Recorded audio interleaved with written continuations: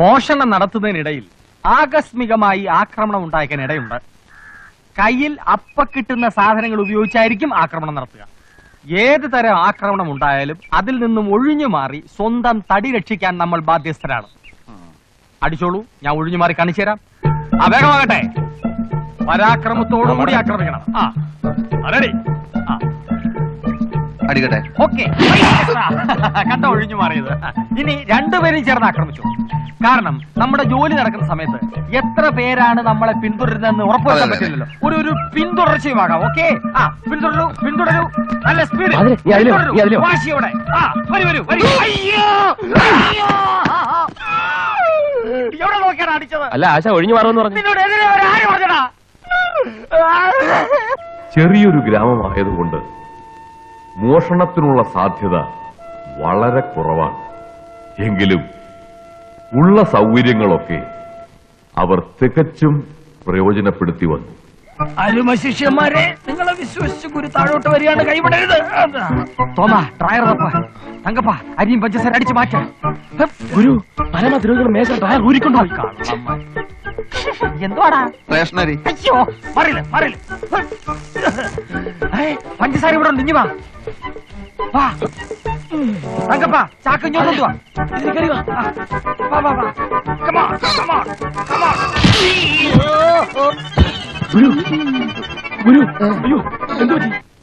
മനുഷ്യനെ ചുറ്റിക്കാനുണ്ടോ? വേണ്ട, ഞാൻ നിങ്ങൾ എവിടെല്ലാം അന്വേഷിച്ചു. ഇതെന്താ പൊലവിളിയാണോ? എന്താ പ്രശ്നം? ഒരു കത്ത് വന്നിട്ടുണ്ട്. ആരുടെ? അത്തപ്പാടി അന്ത്രുന്റെ. അത്തപ്പാടിയാ? ആരവൻ? അവനോ? ബഹുമാനത്തോടെ സംസാരിക്കടാ. മഹാനല്ലേ മഹാൻ. കൊച്ചി പട്ടണത്തെ കിടകിട വിറപ്പിച്ച മോഷ്ടാവാണ്. ഒരു കണക്കിന് ഈ തൊഴിലിൽ എന്റെ ഗുരുവാണ് അദ്ദേഹം. ആ നിലക്ക് ഞങ്ങളുടെ ഗുരുവിന്റെ ഗുരു. ഗുരു. ഞാൻ പണ്ട് പെരുമ്പള്ളിയിലെ പെരുന്നാളിന് കുരിശു മോഷ്ടിച്ച് സെൻട്രൽ ജയിലിൽ കിടന്നില്ലേ, അന്ന് ഇദ്ദേഹം ഉണ്ടായിരുന്നു എന്റെ കൂടെ. അയ്യോ, തങ്കമായ മനുഷ്യനല്ലേ. അദ്ദേഹം ഇപ്പൊ പരോളിൽ ഇറങ്ങിയിട്ടുണ്ട്. ഇതെന്താണെന്ന് കേൾക്കണോ? എടാ പോലെ കൊച്ചുണ്ണി, നീയും ശിഷ്യന്മാരും തകർത്തു വാരുന്നുണ്ടല്ലേ? ഞാൻ അറിഞ്ഞു.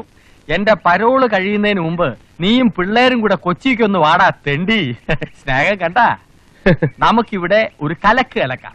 ചെലവല്ല എന്റെ വക എന്ന് നിന്റെ ഗുരു അട്ടപ്പാടി അന്ന്. Hello, Kochunni automobile workshop proprietor, Kottayam Kochunni speak. ഡോ, രാവിലെ തന്നെ തള്ളക്ക് വിളിക്കാടോ. ഡോ, തന്റെ പന്ന പറട്ട ലൊക്കട വണ്ടി ഫ്രീ ആയിട്ട് കൊടുക്കാമെന്ന് പറഞ്ഞാൽ പോലും ഒരു പിച്ചക്കാരനും വാങ്ങിക്കില്ല. തന്റെ വണ്ടിയെ റോഡ് കണ്ട ഓക്കാനിക്കും. പെട്രോളിന് വില കൂടിയപ്പോ പാം ഓയിൽ ഒഴിച്ച് വണ്ടി ഓടിച്ചവനല്ലടോ താൻ.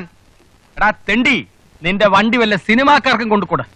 അവര് വല്ല നായകനെയോ വില്ലനെയോ ഇരുത്തി കൊക്കയിൽ തള്ളിക്കൊള്ളു, അല്ലെങ്കിൽ അമിട്ട് വെച്ച് പൊട്ടിച്ചോളൂ. വണ്ടി വിൽക്കലല്ല, റിപ്പയർ ചെയ്ത് കൊടുക്കുന്നതാണ് എന്റെ ജോലി. തന്റെ വണ്ടി ഈ കൊച്ചുണ്ണിയുടെ വർക്ക്ഷോപ്പ് റിപ്പയർ ചെയ്യുന്നില്ല. ഫ്രോഡ് വേല എന്നോട് കാണിക്കരുത്. സ്ഥലം മെനക്കെടുത്താതെ താൻ വേഗം വണ്ടി എടുത്തോണ്ട് പൊക്കോ. ഇവിടെ ബെൻസ്, ടയോട്ട, ഇസൂസു ഒക്കെ ക്യൂ നിൽക്കുക. ക്യൂ. മനസ്സിലായോ? എടാ അന്തരു, ഇങ്ങോട്ട് വാടാ.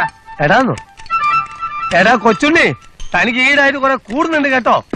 കൊച്ചുണ്ണി മുതലാളി എന്ന് വിളിയടാ. മുതലാളിയും തൊഴിലാളിയുമാണ്. താൻ കുറെ ദിവസമല്ല വണ്ടി ചരച്ചോണ്ടിരിക്കുന്നു. ഒരു പണിയും നടക്കുന്നില്ലല്ലോ. ഇക്കണക്കിന് ഞാൻ തന്നെ പിരിച്ചുവിടുന്ന ലക്ഷണമുണ്ട്. എന്നെ കൊണ്ട് ചെയ്യിക്കരുത്. വേഗം ജോലി ചെയ്യടോ.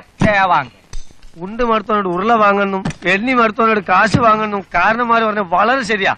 ഇവന്റെ ഒക്കെ കൂടെ ചരണ്ടാൻ നിൽക്കണ എന്നെ ചവിട്ടാൻ ആളില്ലാഞ്ഞിട്ടാണ്.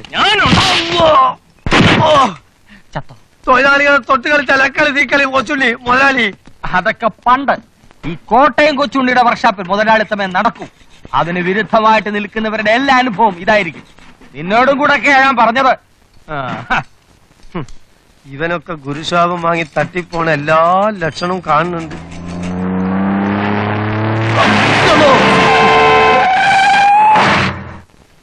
ഇത് ഞാൻ തന്നെ തട്ടിപ്പോയനെ. ഏത് വായനാണാവോ കളി കണ്ട്? ഈ കളതക്കുട്ടി കൊച്ചുണ്ണിനെ തന്നെ. വരണം സാർ, ഇരിക്കണം സാർ. എവിടുന്നാ? എടാ അന്തരുവേ. എന്താണോ കൊച്ചുണ്ണി? അല്ല മുതലാളി, സാറിനൊരു സ്പെഷ്യൽ ടീ. നിങ്ങളാണല്ലേ എന്റെ ഉടമസ്ഥൻ? അതെ, കൊച്ചുണ്ണി, കോട്ടയം കൊച്ചുണ്ണി എന്ന് പറയും. ഞാൻ വളരെ ഫേമസ് ആണ് സാർ. സാറിന്റെ വണ്ടിക്ക് എന്ത് പറ്റി? ഇഞ്ചിൻ വണ്ടി പാച്ചൂർ റീബോറി? ഇല്ല അതൊന്നുമില്ല. ആ. മദ്രാസ് വരെ ഓടിച്ചു പോകാൻ ഒരു ബുദ്ധിമുട്ട്, ആഹാ. ചെറിയൊരു മിസ്സിങ്. ചെറിയൊരു മിസ്സിംഗ്. ആ. എടാ അന്ത്രുവേ, ചായ വേണ്ട. വലിയ ഉപകാരം. കുറഞ്ഞത് 6 ദിവസമെങ്കിലും വേണ്ടി വരും, മാക്സിമം 2 days. എന്ത് വണ്ടിയാ? സ്റ്റാൻഡേർഡ് 2000 കഴിയുന്ന വേഗം കിട്ടണം. സ്റ്റാൻഡേർഡ് 2000 അല്ല, സ്റ്റാൻഡേർഡ് ഇല്ലാത്ത 5000 ഈ കൊച്ചുണ്ണിയുടെ കൈ കിട്ടിയാൽ സ്റ്റാൻഡേർഡ് വന്നിരിക്കും, ഇല്ല സ്റ്റാൻഡേർഡ് വരുത്തിയിടും. ഇതാണ് എന്റെ മദ്രാസ് അഡ്രസ്. വിശ്വസ്തരായ ഡ്രൈവേഴ്സ് ആരെങ്കിലും ഉണ്ടെങ്കിൽ വണ്ടി ഒന്ന് മദ്രാസിൽ എത്തിച്ചു തരണം. ഡ്രൈവർമാരുണ്ട്, പക്ഷെ ആരും വിശ്വസ്തരല്ല. ബുദ്ധിമുട്ടാണ്. ഇത് 5000 രൂപയുണ്ട്. വിശ്വസ്തരായ ഡ്രൈവേഴ്സ് ഉണ്ട് സാർ, വിശ്വസ്തരേ ഉള്ളൂ. വണ്ടി മദ്രാസിൽ എത്തിയാൽ 5000 കൂടി. ആ എടാ അന്ത്രു, ആ സാറിന് ഒരു സ്പെഷ്യൽ കൂൾ ഡ്രിങ്ക്സ് കൂടെ. വേണ്ട. വേണ്ടാന്ന്. എന്റെ വർത്ത്. നാളെ രാവിലെ തിരുവനന്തപുരം ജയിലിൽ ചെന്നില്ലെങ്കിൽ എന്റെ സ്ഥിതി.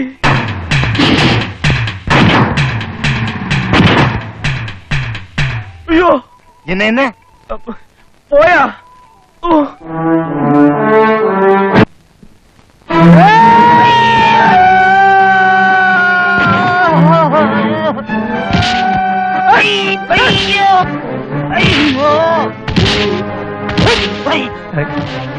പോലീസുകാരനാണോ അലക്കാരനാണോ? ഏതായാലും സംഗതി ചെത്ത്. ബ്ലാക്ക് ബെൽറ്റ് ആണ് ഞാൻ. മര്യാദയ്ക്ക് സത്യം പറയണോ അതോ ഇനി അലക്കണോ? ഇനി അലക്കോ ഡ്രൈ ക്ലീൻ ചെയ്യോ ഒന്നും വേണ്ട. ഇതിൽ കൂടുതൽ ഒന്നും എനിക്ക് അറിയാൻ മേല. ഞാൻ വണ്ടി കൊടുത്തു എന്ന സത്യമാണ്. ഇന്നലെ വരാമെന്നും പറഞ്ഞതാ. അവന്റെ ആശാന്റെ ഇതിൽ കൂടുതൽ ചെയ്യോ ഞാൻ സ്വപ്നത്തിൽ പോലും വിചാരിച്ചില്ല. ആശാനോ? താനോ? അതെ. എന്തിന്റെ ആശാൻ? അതെ, താൻ എന്താണ് അയാളെ പഠിപ്പിച്ചെന്ന് മര്യാദയ്ക്ക് പറയുന്നോ അതോ? അയ്യോ എന്റെ പൊന്ന് സാറേ, ഞാൻ പറയാം, എന്നോട് ക്ഷമിക്കണം.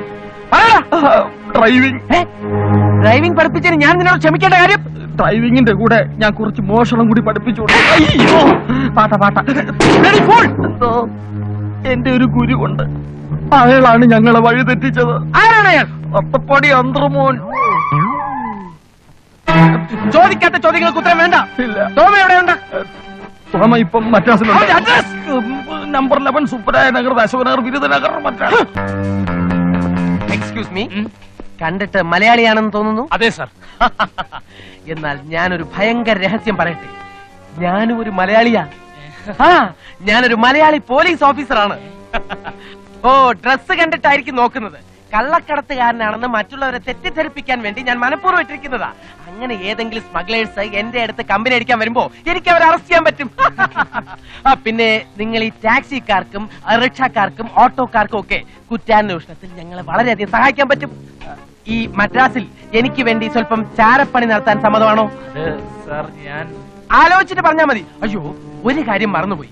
മദ്രാസിൽ വന്നാൽ ഉടൻ തമിഴ്നാട് പോലീസ് അതോറിറ്റീസുമായി ബന്ധപ്പെടണമെന്നാ നിയമം. ഒരു മിനിറ്റ്, എന്റെ ഈ പെട്ടിയും ബാഗും നോക്കണേ. ഞാനൊന്ന് ഫോൺ ചെയ്തിട്ട് പോരാ. Okay? Excuse me, I M A police officer. എനിക്കൊരു അർജന്റ് ഫോൺ കോൾ ചെയ്യണം. ഈ ക്യൂ നിയമം ഉണ്ടാക്കിയിരിക്കുന്നതന്നെ പോലീസുകാരാ. ഞങ്ങൾക്ക് എന്തോന്ന് ക്യൂ? അതൊക്കെ നീ പാലിച്ചാ മതി, എനിക്കത് പ്രശ്നമല്ല. നീ പേഴ്സണല്ല, ഞാൻ ഓഫീഷ്യലാ.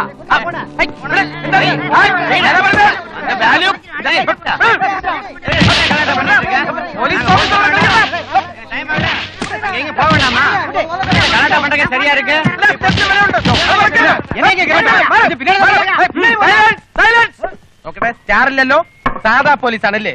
I am circle inspector Vincent D'Souza from Kerala. Circle ഇൻസ്പെക്ടറാ நீயா? உன்னை பார்த்தா போலீஸ் மாதிரி தெரியலையே, திருட மாதிரி இருக்கா. திருட்டு பயிர നോക്കിത്തരം പറഞ്ഞാലുണ്ടല്ലോ. எங்கடா உன்னை ஐடென்டிக்காரங்க? ഐഡന്റിറ്റി കാർഡ് ഇന്ന് നിന്നെ കൊണ്ട് സല്യൂട്ട് അടുപ്പിച്ചിട്ട് ബാക്കി കാര്യം. പുള്ളാ. അതെ, കാറിനകത്ത് പെട്ടിക്കകത്തായി പോയി. யோ வாயா. അയ്യോ, ആ ടാക്സി എവിടെ?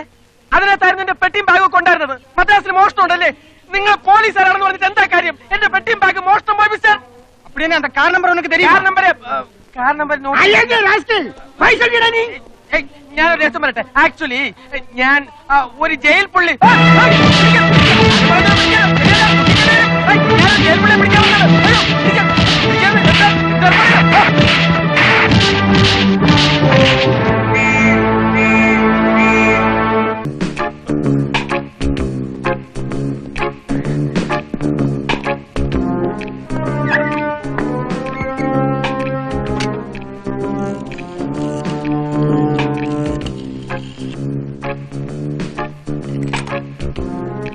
Hello police headquarters. പോടാ തിരുട്ടുമുണ്ടോ? ഇത് റോങ് നമ്പർ. തിരുട്ടുമുണ്ട നിന്റെ അപ്പൻ. Hello police headquarters. No no no, this is artist Rajinikanth residence. Nobody is speaking. Hello, police headquarters. Could I speak to DIG Somashekaran Nair, please?